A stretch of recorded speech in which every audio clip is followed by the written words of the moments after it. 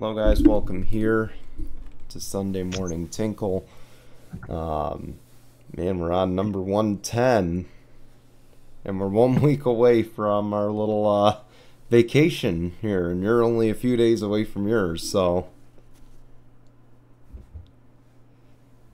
Yeah, by the time this uploads, I'll already be in Toronto. Yeah, and we all hate you for it. No, I'm kidding. So, yes. Alright. It's alright. I go to Ohio the following weekend, so we're going to be taping pretty well in advance for everything, just as a heads up. So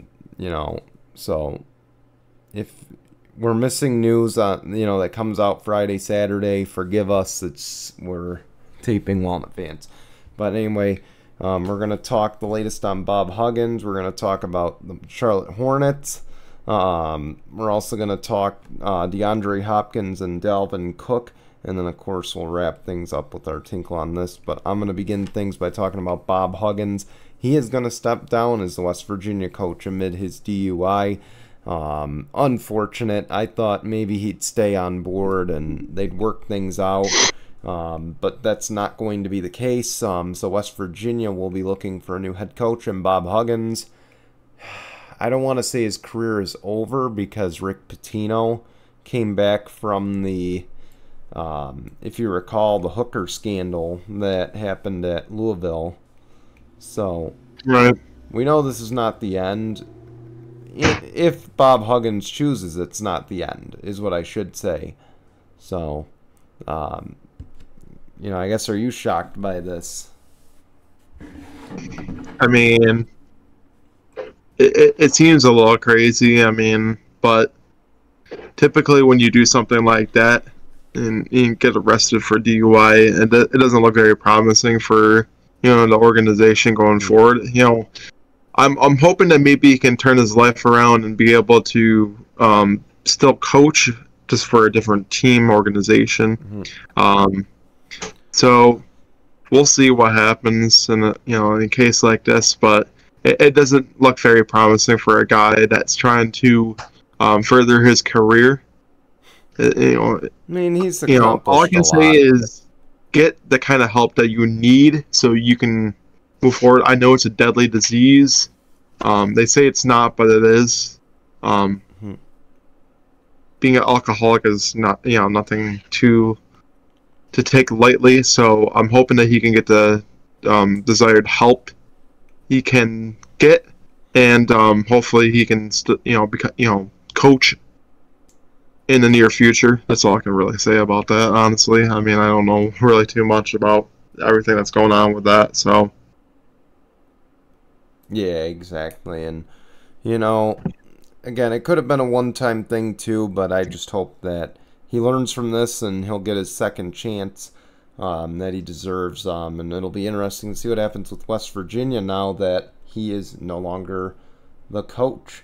Of course, going on to the only active sport right now, and that is the MLB, well, minus racing, of course, but the only active, ball and stick sport right now.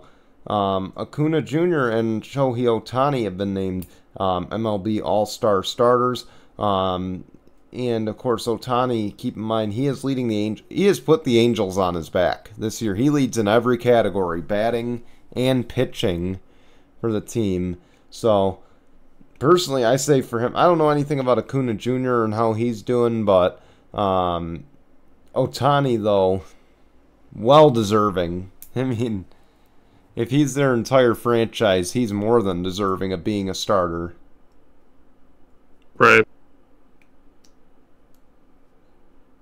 We've talked about Ohtani in the past, and we kind of know the kind of player that he is for in the world of MLB, so I guess it's not a shocker. Yeah. And of course, for those who don't know, the MLB All-Star game is in just under a month. Of course, that'll be on Fox. It'll also be for home field advantage in the World Series. So that's one thing MLB does different. Whichever conference or whichever league wins the All-Star game gets home field advantage in the World Series. So something to consider as we go into a busy month of July in baseball. Of course, sorry, my takeaways are going to be very short today. So we're on to the Hershey Bears, and Jason, I guess if you're going to lose to the champions, I guess there's no shame in that. So Hershey Bears, of course, eliminated the Amerks a few series ago. They win this series in the Calder Cup in 7 games. Just remarkable. Congratulations to them. I know I wasn't happy the Amerks were eliminated, but again, to lose to the champions is no shame. I don't think so at all. Hershey's got a pretty good team. I don't know personally what ball club they are, to be honest with you. Washington. They're the Capitals affiliate. Oh, really? Capitals usually have a pretty decent team. I mean, Ovechkin has been nothing short of a spectacular hockey player for them. I'm right about that. Ovechkin has been a Capital for most of his career, correct? Very long time, his whole career. Yeah, I was gonna say. So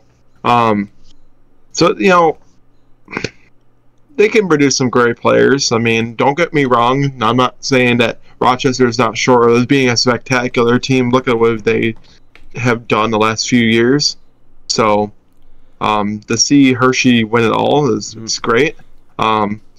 It was no easy feat for them to be able to win the Calder Cup if they had to go to 7 games in the series. So congratulations to both teams. Congratulations also to the Amerks too. But honestly, Hershey, I think, was very well deserving of it, winning it all. So absolutely, and I'm happy for him. Again, no shame in losing to the eventual champions. So no hard feelings here. And you know what? The Amerks have taken a step up every single year in the last few years. They were out in the first round the last few. Then, of course, last year made the miraculous run, I believe, to the semis in their conference. And then made it to the conference finals this year. So maybe next year is going to be a Stanley Cup. You never know. Of course, they're going to be doing it without a lot of assistant coaches. A lot of them moved up to the NHL to be assistant coaches with other teams. So they're going to have to do it with somewhat of a new coaching staff. So we'll see what kind of impact that has. And, of course, they will not have Ukko-Pekka Luukkonen next year either, because I imagine he will be the backup goalie for the Sabres behind, oh man, I forgot his name. Levi, or Levy, or something. right. So, I told you my takeaways were going to be short, so now we're on to Jason with his. Yeah, and mine might be a little bit longer, as it's been announced that MJ is finalizing a sale of the Charlotte Hornets, ending his 13-year run as majority owner. To be honest with you, it was kind of like a shocking move after 13 years and the kind of things that he has done. The organization, good and bad. I mean, we've seen. I think he was with the organization through the NBA worst record when they went like 7-59 or something like that. So, to drafting LaMelo Ball and trying to turn his team around, it has not been a very good run for MJ as the majority owner of the team. So I think it might be the right move for the franchise moving forward. But he does draft a pretty good player in the draft, as this just happened that he drafted Brandon Miller out of Alabama, number 2 overall. It was stated that he was going to have final say of who the team was going to be drafting before selling the team. So I think that's a right move. Of course, LaMelo is the younger brother of Lonzo Ball, who we don't know if Lonzo is ever going to play ever again in the NBA. So hopefully the Hornets can turn it around and do something for them. But MJ is just not going to be their owner anymore, and it might be a good move. that organization has been a dumpster fire ever since their Charlotte Bobcat days. So, greatest player of all time, probably the worst owner of all time in terms of it's sad. It building really a is. team. Now, Because after again, 13 years, if you haven't amounted to really much of anything, you've had a few playoff appearances, but that's about it. The only real time you've been to the playoffs is with a guy named Kemba Walker. So man, like I said, worst owner, but I was going to clarify, not worse than Donald Sterling and the other ones that, for obvious reasons, but, in terms of, moves to get his team into the playoffs and, to the finals, he didn't do anything to help that case. He just did. No, it's really sad that he didn't try to do better as an owner. But I think it's the right move. You gotta sell the organization and move on. I mean, it's not like you're not making enough money off of your shoes and everything else alone. So, personally, you don't need to own a team. So moving forward, this one was a little bit of a shocker. Bradley Beal is now going to be a Phoenix Sun.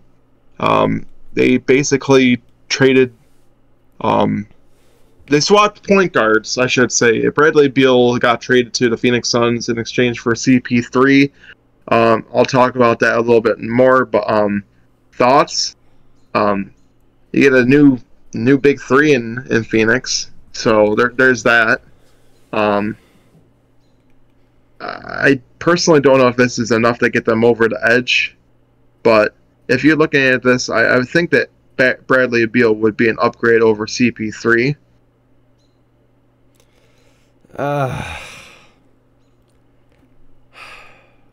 Give or take, I don't know. I don't think it's much of an upgrade, but again, I don't watch enough to know for sure.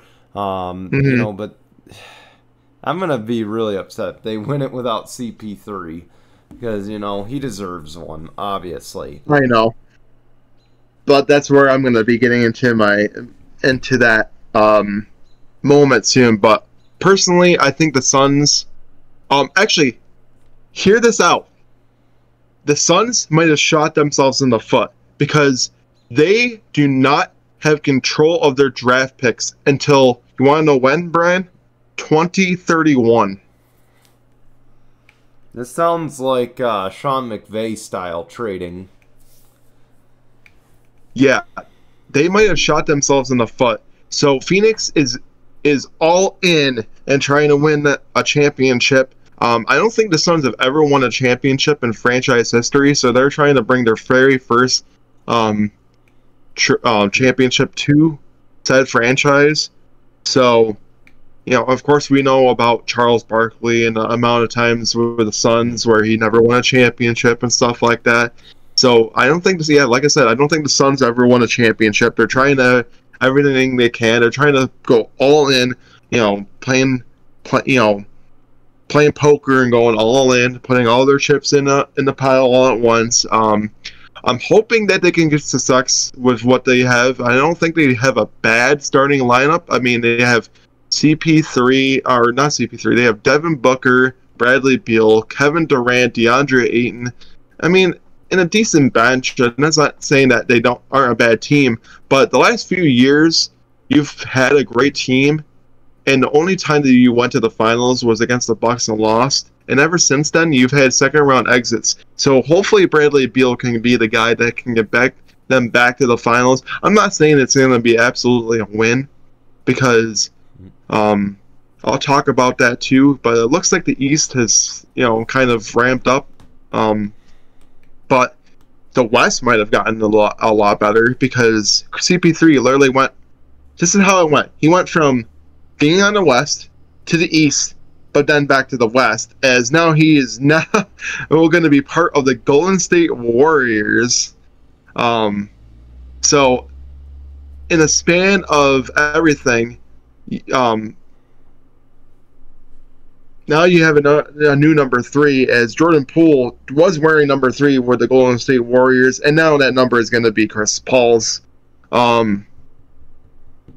Personally, I don't know how I feel about this because Chris Paul was traded to the Phoenix Suns to try to win a championship. It got very close. The last few years, didn't make to the finals afterwards, and now he's with the Golden State Warriors. And I don't know if it's personally him trying to really chase after a ring, but after this trade, you can kind of clearly tell that he's trying everything he can in his power to win a championship before he retires. He doesn't want to be John Stockton at the end of the day. He doesn't want to be that guy who couldn't get a ring, So, I in a way, I don't blame him, but at the same time, it's just pathetic, It's sort of pathetic. Personally, I think he should have just stayed with the Washington Wizards and just write out your career in Washington. I get it. Now you went from playing on a dumpster fire rebuild team in Washington to now playing for a contender in the Golden State Warriors just in a snap of fingers. But the thing is that I don't know what it means for the Golden State Warriors going forward. I mean, Draymond just declined his player option to become a free agent. I don't know what's going on with Klay. I would assume that Klay is going to probably get moved to the 3. Draymond, who was currently the power forward / small ball 5. He's back. So I don't know if because Draymond's a free agent right now, isn't he? Wait, what's up? Said Draymond's a free agent though. Yes, he is a free agent. He's officially declined his player option, making him a free agent for the first time in his career. So he can go anywhere. He can go to Dallas. He can go to Los Angeles. He can also wind up back in Golden State with a bigger deal. I don't know. I mean, personally, if I'm Golden State, and I'm not a big Golden State fan, I would think that you might want to bring him back because I think that starting 5 with him back would be big with who they have. But honestly, lose him. Lose Draymond. He's too much of a liability with his attitude and his actions. I don't think losing him is going to be as much of a big deal as they think it is, because they can always go after another power forward, Exactly. So I say, let him walk. Somebody will pick him up. Somebody will be dumb enough to pick him up. So, but as far as all the moves that have happened in just the last few days, it's crazy, man. I didn't think that Chris Paul would end up being in the. I would think that maybe he was going to play for the Wizards. If you told me that he was going to play with Steph this year, I probably would not have believed you, unless I saw the articles. And yeah, he's going to be playing for the Golden State Warriors this year. I just think that's crazy. Bradley Beal literally goes from a dumpster fire Wizards team to a contender in Phoenix. So hopefully he can have better success in the West than he did in the East. Who knows? Now this next takeaway kind of came as a big ass surprise. I would have never thought that Boston would ever try to do this. I couldn't find the article of all that they gave away, but they gave away a lot for Kristaps Porzingis. They gave away Marcus Smart, Gallinari, one other player, and their second round draft pick to, I want to say, the Washington Wizards. So Boston is getting Kristaps Porzingis. Me being a Dallas fan, I know all about Kristaps Porzingis. He was a terrible player for Dallas, just couldn't stay healthy. Dallas just, didn't want to, keep him around, traded him to Washington for Bertans and Spencer Dinwiddie. And now Dinwiddie is in Brooklyn. We have Kyrie Irving, still waiting to see what's going to happen with that, as he's currently a free agent. I don't know if he's going to be ending back up in Dallas. It would be nice. I would love nothing more than seeing Kyrie back with Dallas. I think that if with more time with the team and with Luka, it can amount to something better. He kind of came in towards late of the season, was trying to help us get back get into the playoffs, and unfortunately, it didn't amount to anything at all. So hopefully, Kristaps can be somebody that the Celtics can help them out. But honestly, giving up Marcus Smart, your best defender, I think that was maybe the stupidest decision they made. Originally, it was supposed to be the Clippers, and they were going to give away Brogdon to the Clippers, but that trade fell through because Clippers were too worried about Malcolm Brogdon's health. So unfortunately, they had to go with the Grizzlies instead, who give up Tyus Jones to the Wizards and get Marcus Smart in return. Marcus Smart kind of saw it as a gut punch. He was hoping to be able to retire with the Boston Celtics, but now he's with the Grizzlies, which isn't a bad team at all. Of course, he might be the starting power point guard because John Morant is suspended 25 games for all the actions that he did. Hopefully, he can come back stronger than afterwards. But thoughts on this one? This is just a crazy trade. I honestly didn't expect Marcus Smart to ever leave, so I'm with them on that. I did not expect Marcus Smart to ever leave Boston, and that was the biggest shocker in all this. And then Porzingis, I don't know. I feel like it's a decline for the Celtics in a way. It's going to be not a drastic, but it's going to be a pretty decent one that's going to kind of knock them down a couple pegs. Because unfortunately, Porzingis does not play well as a stretch four. He's more so, he plays better. I honestly think that they should put Porzingis at the 5. If I'm Boston, put him as your starting center, and then put Al Horford as your 4, because I think that would work the best. I think because Porzingis plays better inside than he does outside. I mean, he can stretch. I think that this is what Boston's idea is. They want to try to have 5 players that can stretch the floor out better, which isn't a bad idea, because that can be a dangerous team stretching the floor with all 5 players that they have. But it just, I don't know, it just seems weird that you lose a starting piece in Marcus Smart, somebody that was a defensive player of the year winner just not like a couple seasons ago. You get rid of that for offense. I just don't know. I mean, hopefully the Celtics can amount to something. They were supposed to be a heavy favorite for to get back into the finals this year, but getting Porzingis, and he's making $36 million for this current year, and I think Washington has to pay him that money. I don't think Boston's paying him a damn cent after that trade. I think that's all Washington that's paying him. Man. That's $36 million of dead money that Washington has to pay Porzingis while he goes play for Boston. That is insane. I can never justify that kind of deal, so I don't know. But that's how the NBA works, because I guess, he could have easily have declined that player option and became a free agent, and then Boston could have picked him up from there, which I think would have been a better move. But hey,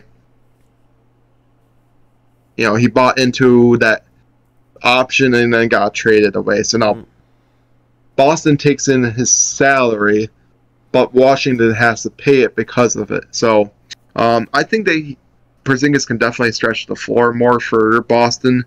But I don't know how much of an offensive threat he's going to be, because he has to share the ball with Tatum and Brown and other players that they have on that offense. So it's going to be tough to see what's going to happen with Boston. But Grizzlies definitely get a hell of a player. Wizards are just the Wizards at this point. They are a literal dumpster fire, and I feel bad for Tyus Jones. I feel bad for Jordan Poole, who is now with the Wizards after that trade. So it just screams like a bad disaster, honestly, for the Washington Wizards. I think the Celtics and the Grizzlies benefit the most from this trade than the Wizards do, but time will tell. Yeah, exactly. But we're going to get on to some NFL news. Yeah, we got DeAndre Hopkins and Dalvin Cook back in the headlines. Of course, both essentially have just come out and said that they are in no rush to sign deals with their new teams. Both want to feel valued and want to make out well in these contract talks. I saw something that Cook wants to somehow make like $10 million a year or something like that. I mean, and then that's Hopkins, Hopkins something like wants the same kind of deal that Odell Beckham Jr. got with the Ravens. Good luck with that. I hate to say it, but not a lot of teams have a lot of cap space to be able to give him that kind of deal. So, good luck with that. Cook, I hate to say it, it's a throwing league. You're not going to be making $10 million a year. I hate to say it. As much as I would love to see these guys getting those kind of deals, I just think that they gotta take what they can get from these teams. Yeah. You're kind of in the back half of free agency where there's teams with little to no cap space. Some are in the negative still in cap space. So, you got slim pickings. If you were in, if this was March 15th or whatever day free agency opened, you might get something big out of it. But now you just got to salvage what you can. Just sign a 1-year deal and then figure it out next offseason. That's all you got to do. I hate to say it, but Le'Veon Bell really kind of started that trend for the running backs. And it really hasn't fixed itself ever since then. So Yeah. it's really sad. I don't even know why the Vikings even decided to release Cook in the first place, because... See, you'd think, though, looking at what happened to Le'Veon Bell after that would deter players from acting that way. Because it'd be like, I want to be valued, but at the same time, I know if I take a year off or if I do this, I'm not going to be the same player I was when I come back. Right. So I just don't understand it. Like, I get it.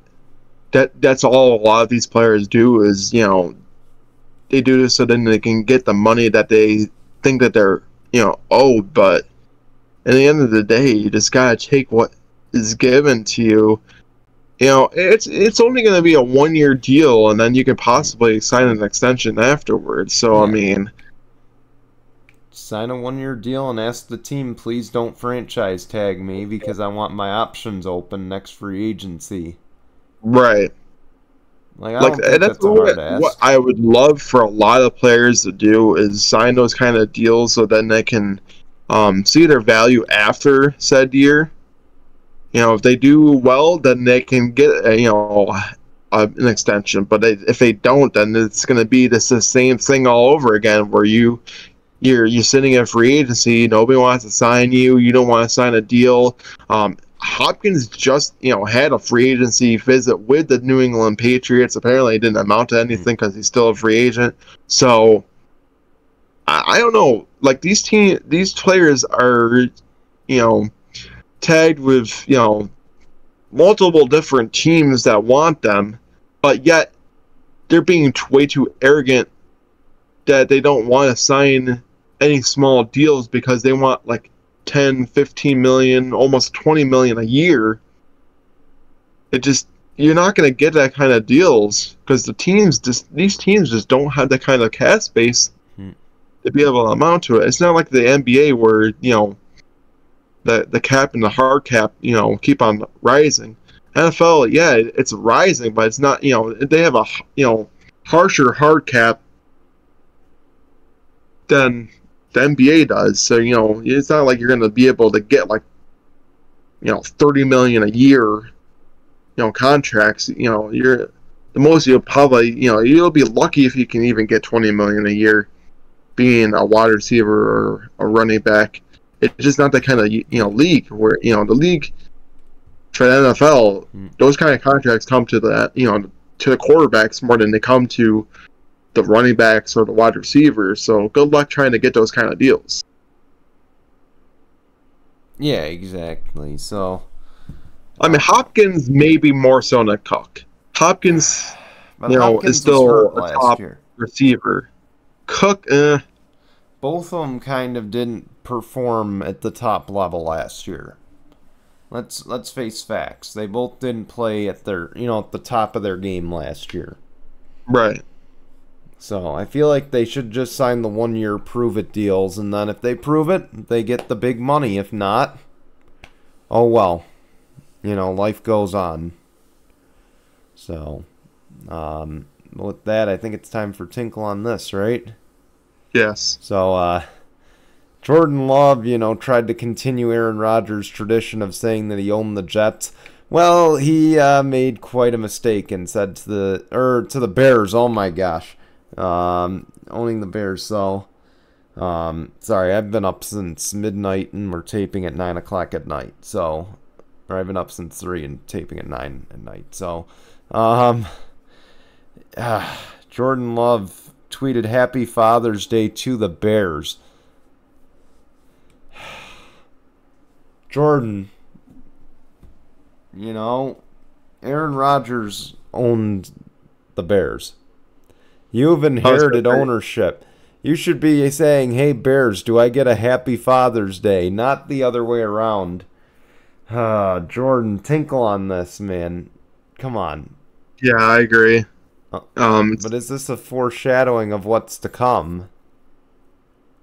I mean, it's kind of sad that Chicago has done more to improve than the Green Bay Packers have, so he might be right to say that the Bears might be, own him this year than he owns the Bears. So I don't know. Might not be far off. I'll believe it when I see it because Justin Fields is still trash. So, but I'll digress from that. Tinkle on this, Jordan Love and Jason. What's coming up on No Final Bell?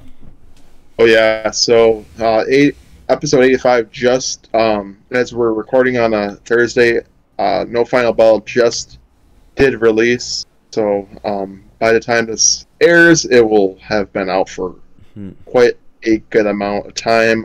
We are on the road to Forbidden Door. Got a lot of matches heading off for that.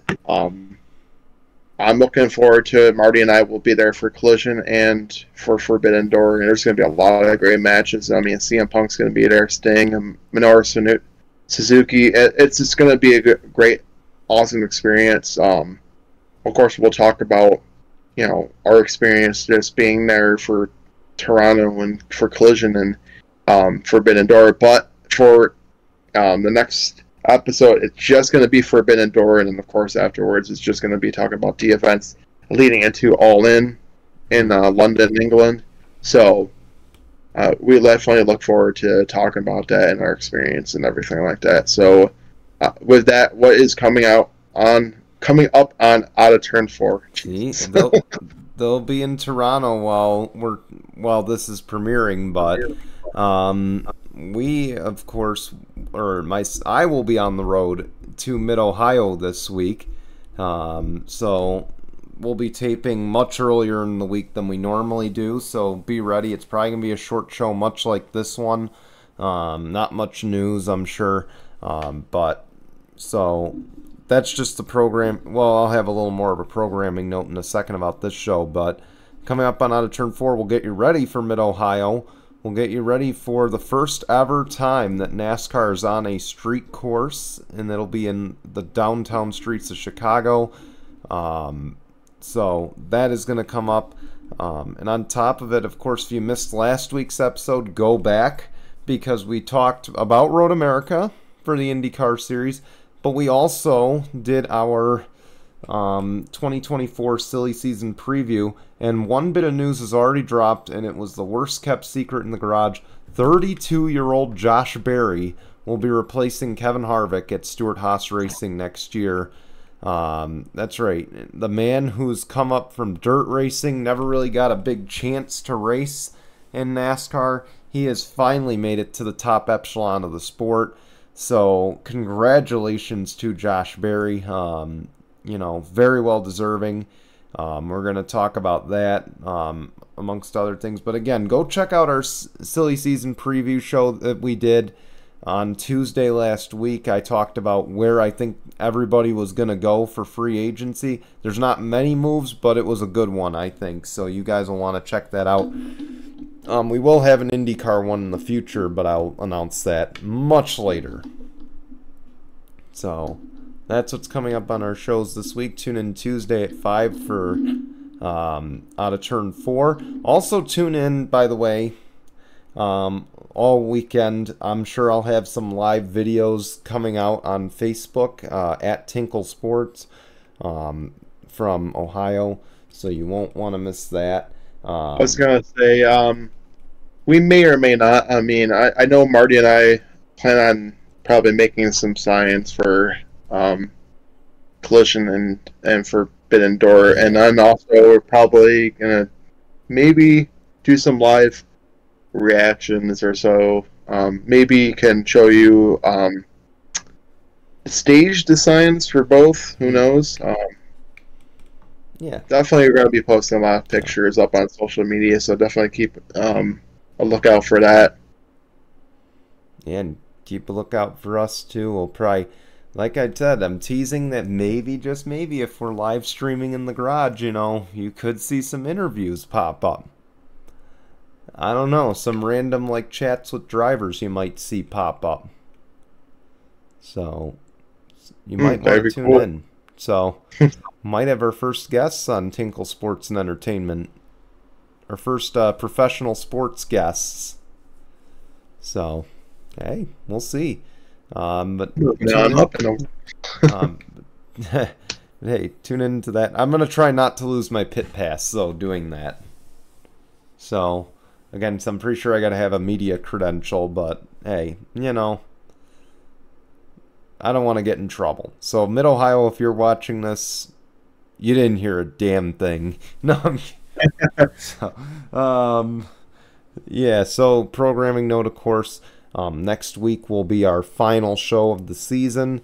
We'll be back in late August with the next season of Sunday Morning Tinkle. Man, season number 4 already. I know, it's crazy to think about, man. We've been doing this for 4 years now. Third season, yeah, so it's going to come to an end next weekend.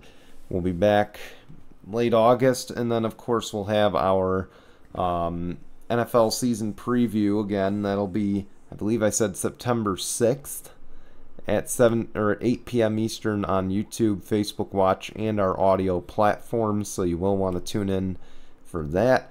Don't know yet about fantasy football drafts. Jason and I will probably talk about that over the next week, what we're going to do. So I'm probably not going to talk about it tonight with him after the show because I'm going to bed. Because I slept maybe 2 hours last night. So, but anyway, we want That's great. Yeah, fun night. I won't get into it because it's personal details. So, but we want to thank you for watching, and we'll see you for our season finale next week. Till then, goodbye, everyone.